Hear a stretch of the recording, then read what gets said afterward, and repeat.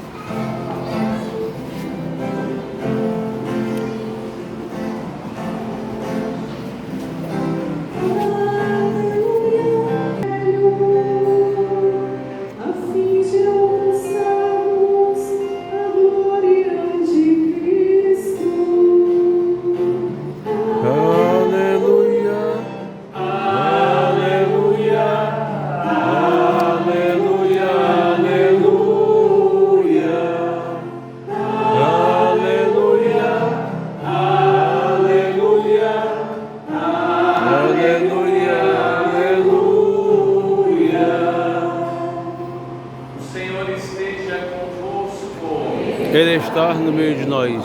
Proclamação do Evangelho de Jesus Cristo segundo João. Glória a vós, Senhor. Naquele tempo, houve um casamento em Caná da Galileia.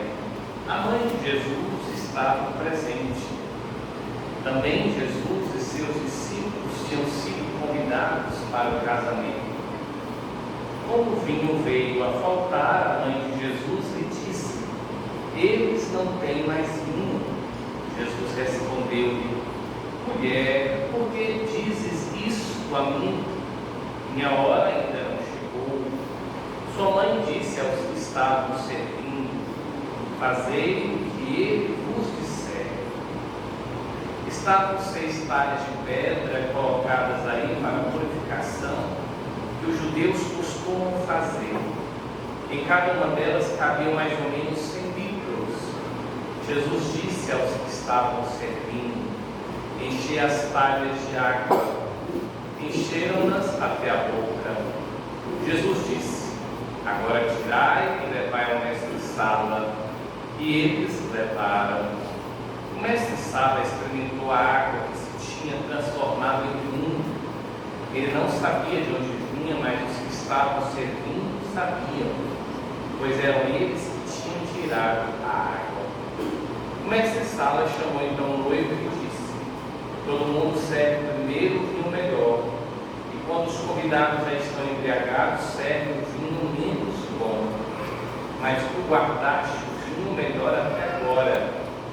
Este foi o início dos sinais de Jesus. Ele realizou em Caná da Galileia e manifestou a sua glória. Seus discípulos creram nele. Palavra da salvação. Glória a vós, Senhor.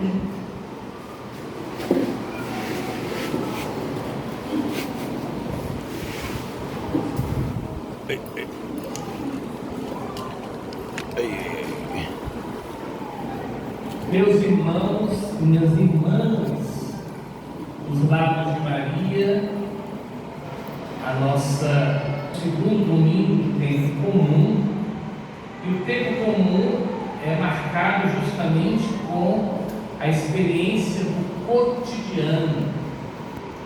Nós todos fizemos há poucas semanas o movimento festivo do Natal, onde certamente saímos do corriqueiro, experimentando a revisão de vida, os momentos festivos, oferecendo uns aos outros, certamente palavras de ânimo, de bênçãos para este novo momento da vida. E agora, gradativamente, as coisas começam a entrar no seu curso normal. Lembremos de Guimarães Rosa, na Escola Sagarana, quando ele diz que felicidade são horinhas de distração. Isso nos faz entender que nós não fomos feitos para os extremos, nem rindo demais e nem chorando todo o tempo. Nós somos feitos para o cotidiano e no dia a dia experimentarmos a beleza e o peso da perseverança. Embora a sociedade, sobretudo a partir do século XVI, com as novas ciências, mas de modo especial no século XIX, com a configuração da psicanálise freudiana, com seus segmentos, as chamadas ciências humanas, inclusive as ciências sociais, a figura de Durkheim, nós vamos observando que cada vez mais o indivíduo é visto na sua singularidade. Isso é bom, isso é bom.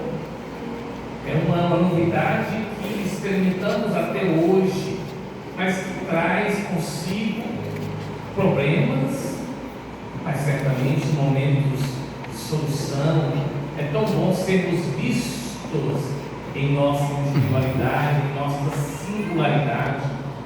Isso é tão forte que a estrutura doutrinal da igreja se reorganizou, não na sua essência, mas na sua linguagem. Quando abrindo o catecismo diz: eu creio, hífen, nós cremos. Porque compreendeu-se gradativamente, tem-se compreendido cada vez mais que a crença, a fé, é um ato livre de cada homem e de cada mulher. E embora sejamos movidos pelas estruturas sociais, pelas heranças familiares, pelo testemunho desse ou daquele, é preciso que nós cheguemos a um instante no qual eu me decida por Deus. E ao realizar isso, perceberemos que o protagonismo nunca é meu, é de Deus. Pois foi Deus quem se decidiu por nós, e é Ele que não desistiu e nem desistirá de nós. Mas Deus conta com a nossa liberdade. E aí é preciso que eu então diga: eu creio. Só que a minha crença, ela não é uma crença segundo as volições do meu pensamento, dos meus quereres, não. Eu creio segundo uma vontade. Por isso, meu eu creio está inserido, está estruturado, embasado no nós cremos. A minha crença é a crença de tantos e tantas que antes de mim creram e porque perseveraram, me ajudaram hoje a eu crer também. Eu tenho feito de forma muito modesta incursões nas redes sociais, em especial com a meditação da Palavra de Deus. Tenho outros planos para esse ano, se Deus quiser. E o que me moveu foi justamente quando eu percebi nas redes sociais grupos de um lado e de outro, grupos que se dizem católicos de um lado e do outro, se degladiando, apontando o dedo, acusando esse ou aquele de ser verdadeiro ou falso católico.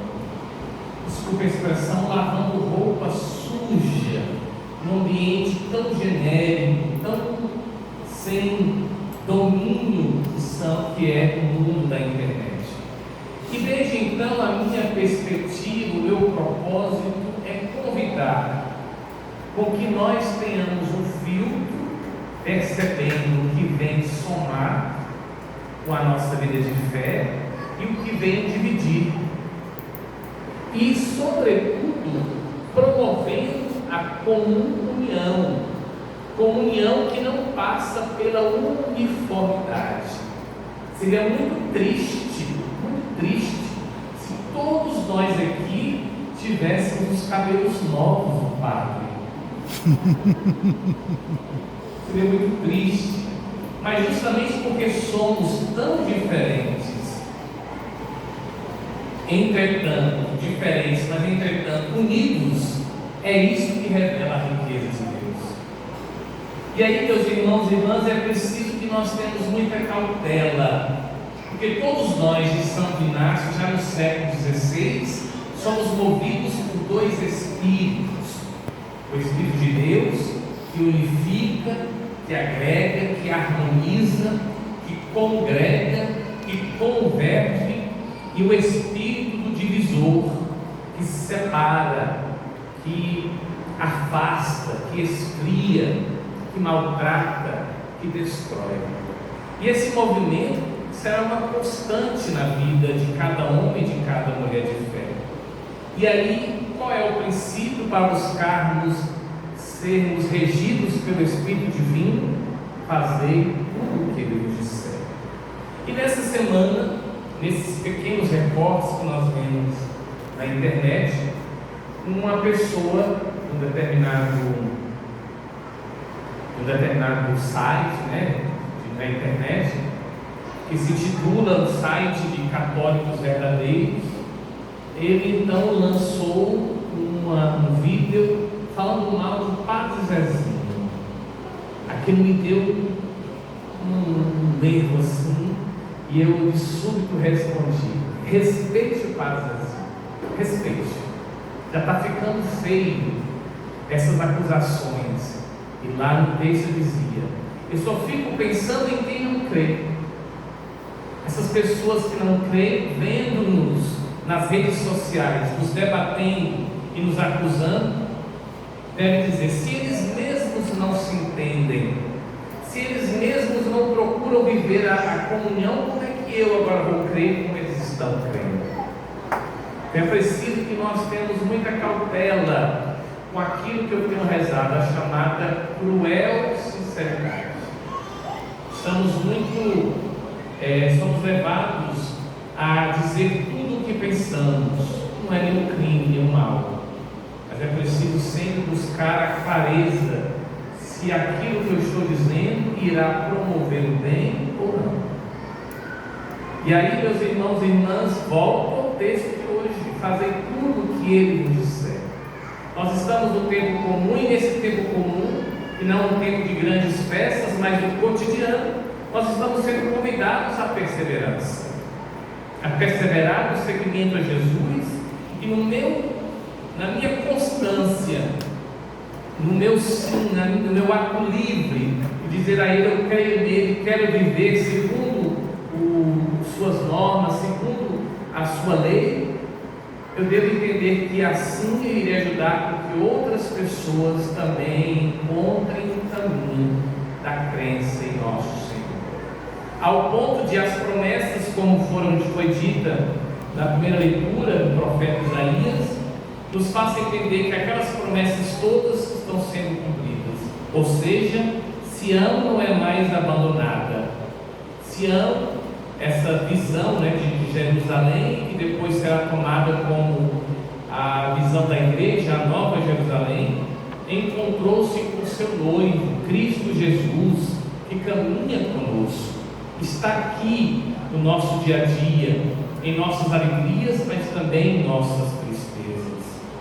E nesse cotidiano que nós experimentaremos até a quarta-feira de cinzas, quando abriremos o grande retiro que será a Quaresma, nos preparando para outra grande festa, que é a Páscoa, nós somos convidados, como diz o salmista no Salmo 95, cantai ao Senhor Deus um canto novo, manifestai os seus prodígios entre os povos.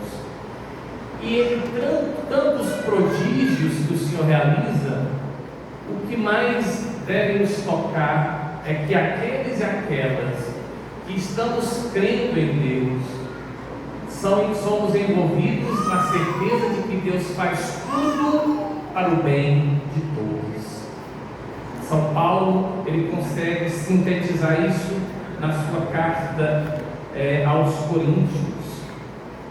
O Espírito de Deus, ele age de modo que é o mesmo Espírito que realiza e que distribui a cada um conforme quer. Na vida de comunidade, todos somos importantes. Quem canta, quem lê, quem organiza a liturgia, quem participa, quem devolve o dízimo, quem está na Legião de Maria, Texto dos Homens, catequese. Todos nós somos importantes, porque juntos estamos caminhando nas estradas deste mundo, o rumo ao céu. e devemos ser regidos pelo Espírito de Deus, o Espírito que unifica e não o Espírito que desagrega. Para a liturgia de hoje, sobretudo o chamado ofício das leituras, os padres rezamos, temos um texto do século I de Santo Inácio de Antioquia, que fala justamente do século I da era cristã, que fala justamente sobre a comunhão com os pastores, em especial com a figura do bispo. Como é triste vendo, voltando mais uma vez à questão da internet, onde vemos pessoas que na chamada sinceridade falam mal do Papa, desse ou daquele bispo, ataca esse ou aquele padre. Volto a dizer, não estou dizendo que a verdade não deva ser dita, e não estou aqui dizendo também que a conduta de alguns irmãos seja louvável, não. Mas é preciso sempre, cada vez mais, ter a maturidade e o equilíbrio frente à nossa vida de fé, pois a fé do outro também toca a partir da minha fé, e aí é preciso compreender que nós somos corresponsáveis uns pelos outros. Hoje a pequena Antonella vai se tornar cristã, ela será inserida numa comunidade que crê. Ela ainda não tem o grau da consciência necessário para ajudá-la a se decidir. Seus pais e padrinhos vão ajudá-la a crescer buscando este horizonte que está em nela mesma, que é Cristo Jesus, que dá sentido à nossa vida. Vai chegar um instante em que ela precisará dizer: eu creio. E essa crença certamente será uma crença em conformidade com tantos e tantos que vieram antes dela e que certamente dependerão dela para o futuro. E aí, meus irmãos e irmãs, é preciso que nós entendamos sobre quem está sendo sedimentada a nossa vida de fé. E o texto do Evangelho diz que Maria, Jesus, os seus apóstolos foram convidados para aquela festa de casamento. E de repente, algo que não poderia jamais acontecer estava prestes a ocorrer.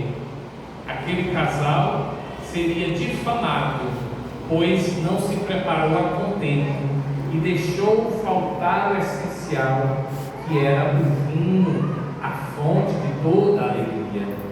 Maria intercedeu. Jesus usa uma expressão bíblica: mulher, que tenho eu a ver com isso? Não é chegada a minha hora.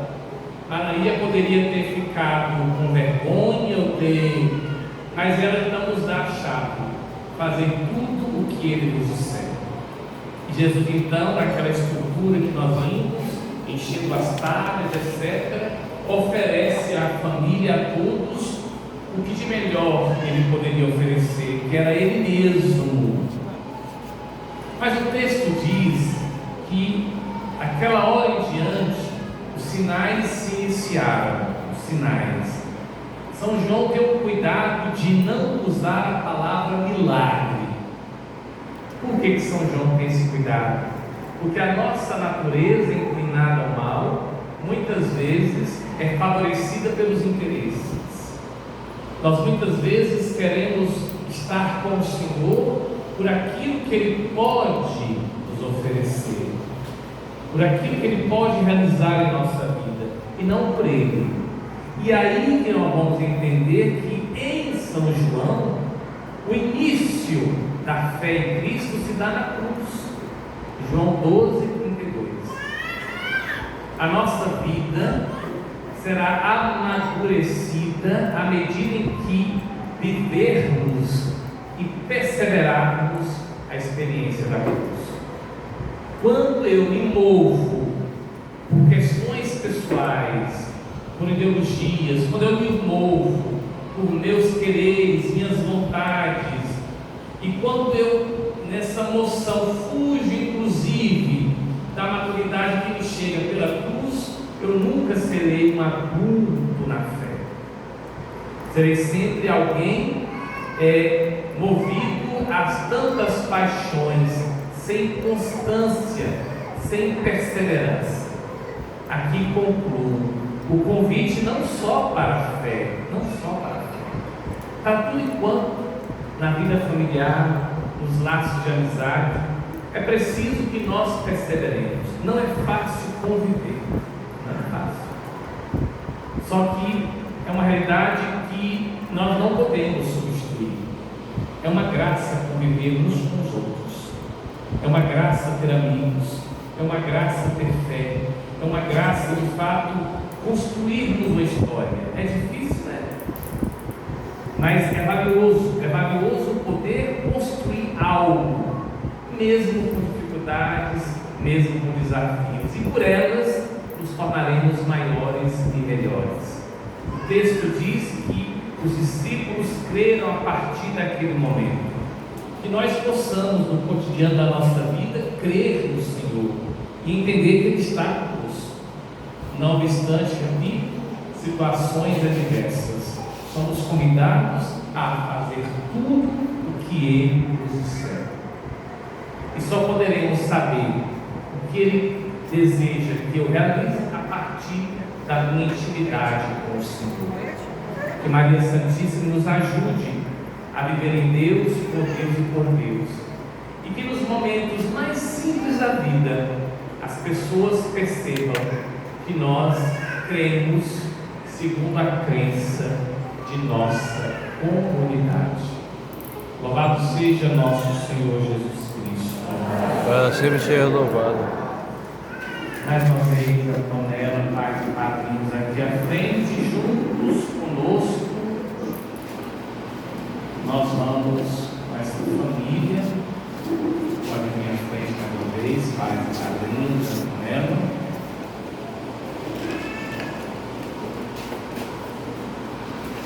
Isso aqui à frente. E agora juntos, com essa família, vamos professar a fé que da igreja nós recebemos.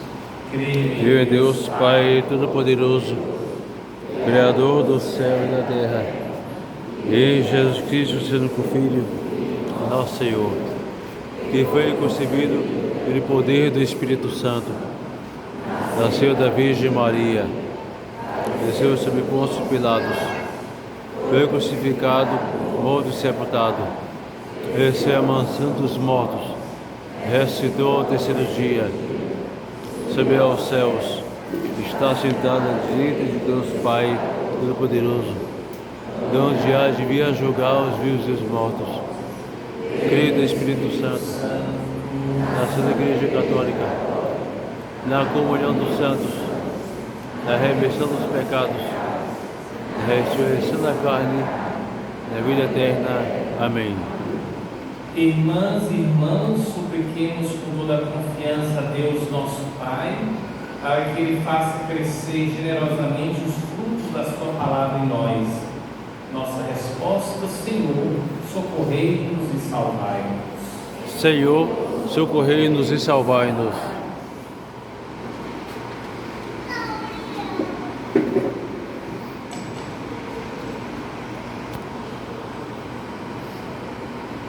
Pela Igreja, para que seja sempre sinal do amor fraterno, da acolhida, da misericórdia, da compaixão e do cuidado com a vida, nós vos pedimos. Senhor, socorrei-nos e salvai-nos. Pelas famílias, para que reencontrem o vinho da alegria por meio do respeito, do diálogo, da união e do amor intenso, nós vos pedimos. Senhor, socorrei-nos e salvai-nos. Por todos que têm responsabilidade na vida pública, para que trabalhem com integridade e compromisso para o bem de todos, nós vos pedimos. Senhor, socorrei-nos e salvai-nos. Pelos casais de namorados e noivos que estão se preparando para o matrimônio, para que façam um discernimento sério e comprometido, a fim de que o sacramento a ser celebrado seja vivido com amor e cumplicidade, nós vos pedimos. Senhor, socorrei-nos e salvai-nos.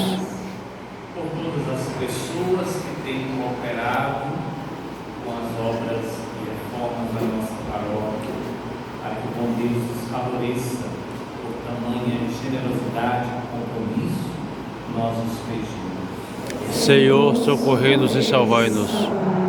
Ó Deus, sois a nossa alegria em todos os momentos.